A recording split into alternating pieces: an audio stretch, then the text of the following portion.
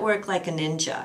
And basically, as I was talking about, there's so many different ways to get a client, and it's a war out there. People are battling for customers, they're battling for... Oh, it's much harder to get business. Everywhere I go, every company every day tells me it's much harder than it was 10 years ago. Yeah, and you have to run harder to get less. You have to market smarter, not just cheaper, and you have to figure out a way to become more efficient and more effective with your networking.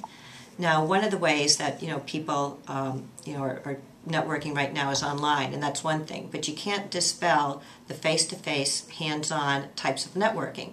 And what happens is that even if you join a networking group, that will cost you upwards of $300 to $500 a year.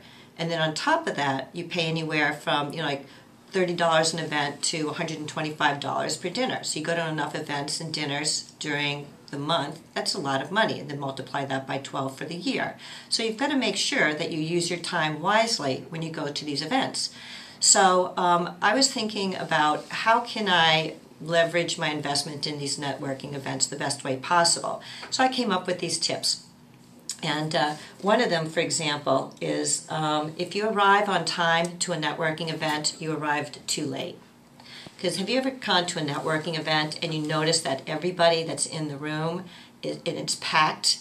People are they're already chatting and they're already... Right, they're already in their little groups. Yep, they're already doing that, and you're getting stuck in the registration line or in the coat line. It's not me, that's probably my partner. But I always like to say I'm the first one in, first one out. He's the last one in, last one out. Yeah. We cover both ends of the continuum. Well, there you go. You've got two people and you've got your strategy. So my strategy is to get there early. So then I get them coming in. Yep, that's the... And they're looking as they're coming in. That's the other point, is that what you want to be doing is you be a doorman. I tell people to be a doorman, not a pinball wizard.